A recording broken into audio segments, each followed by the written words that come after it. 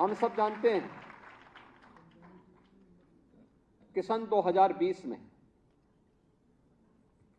हम लोगों ने मिशन शक्ति का कार्यक्रम ऐसे समय में प्रारंभ किया था जब पूरी दुनिया कोरोना जैसी महामारी की चपेट में थी। उन स्थितियों में बहुत सारे लोगों को नहीं लगता था कि आखिर क्या होगा, लेकिन इस शक्ति को मैंने तब पहचाना था जब कोरोना कालखंड में लॉकडाउन के दौरान भी और इसके उपरांत भी जब चुनौतियां आई थी, हर व्यक्ति अपनी जान बचाने के लिए भाग रहा था और उस समय कुछ लोगों ने प्रयास किया कि एक नकारात्मकता पैदा की जाए, क्योंकि देश की सबसे बड़ी आबादी उत्तर प्रदेश में है, तो उत्तर प्रदेश के बारे में खराब और नकारात्मक माहौल बनाएंगे तो हो सकता है कुछ लोगों का उल्लू सीधा हो जाए, लेकिन अफवाह के माध्यम से अव्यवस्था पैदा करना। तो मुझे स्वयं फील्ड में उतरना पड़ा था।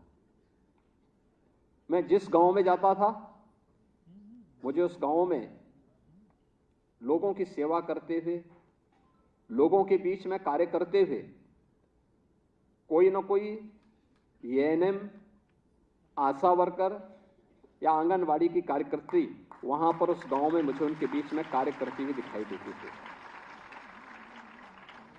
शहरी क्षेत्र में मैं देखता था हर व्यक्ति अपनी जान बचाने के लिए भागे भागे फिर रहा है, लेकिन नियमों का पालन करते हुए भी उस क्षेत्र में, ग्रामीण क्षेत्र में जाकर के एक एक व्यक्ति तक शासन की सहायता तक पहुंचाने का कार्य उस दौरान इन सभी बहनों के द्वारा किया जा रहा था। हम लगा कि नहीं, अब इस कार्यक्रम को आगे बढ़ाने का समय आ गया है।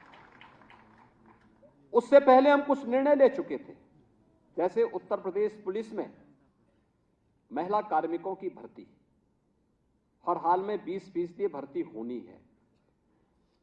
परिणाम क्या था? 1947 से लेकर के 2017 तक हमारे पास कुल जो पुलिस कार्मिक बचे थे उनमें से केवल महिला कार्मिक 10,000 के आसपास थी, और आज मुझे बताते हुए प्रसन्नता है इनकी संख्या बढ़कर 40,000 है वर्तमान में। ये 40,000 की संख्या, अब ये कार्य कैसे करें? ज्यादातर महिला होने के नाते उन्हें कार्यालय का काम दिया जाता था। हम लोगों ने कहा फील्ड में भी काम दो। कुछ फील्ड में देने की कार्रवाई शुरू हुई, लेकिन फिर भी उसमें कमी थी। तब हम लोगों ने कहा कि नहीं, एक महिला बीट पुलिस अधिकारी के रूप में उनकी तैनाती की जाए। वे गांव में जाएंगे, अवेयरनेस के कार्यक्रम को भी आगे बढ़ाएंगे, सुरक्षा संबंधी जानकारी भी लोगों के बीच में संवाद बनाकर के एक उसका पालन करेंगे, और देखेंगे कि महिला संबंधी अपराध में घटना के कारणों की जानकारी भी लेगी, अपराधियों की गिरफ्तारी में भी योगदान देगी, और फिर अपराधी के खिलाफ समय पे विवेचना हो सके, चार्जशीट समय पे दाखिल हो सके, प्रोसिक्यूशन को हम समय पे आगे बढ़ा सकें, अपराधी को समय पे दंडित भी कर सकें। क्योंकि सब कुछ मिलाकर के जो कुछ भी हम कर सकते हैं एक सुरक्षित वातावरण में कर सकते हैं। इसलिए पहला वाक्य हमने रखा था मिशन शक्ति का, सुरक्षा। सुरक्षा सबको हम देंगे, लेकिन सुरक्षा के साथ सेंध लगाने के लिए किसी को छूट नहीं देंगे। और सुरक्षा के इस मानक को ध्यान में रखकर के सबसे पहला कार्य यह प्रारंभ किया गया। भर्तियां भी की गई, प्रशिक्षण हुए, और फिर इस कार्यक्रम को प्रभावी ढंग से लागू किया गया। आज अगर आप एनसीआरबी के आंकड़ों को देखेंगे, महिला संबंधी अपराध में काफी गिरावट आई है। साथ साथ उत्तर प्रदेश ने प्रोसिक्यूशन को तेजी के साथ आगे बढ़ाया। परिणाम हमारे सामने है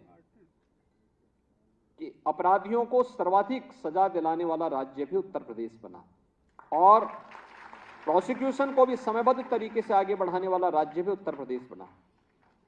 सबसे बड़ा आबादी का राज्य था, स्वाभाविक रूप से चुनौतियां भी थीं, लेकिन उन चुनौतियों के बीच से रास्ते निकले। आज ये कार्यक्रम आगे बढ़ा।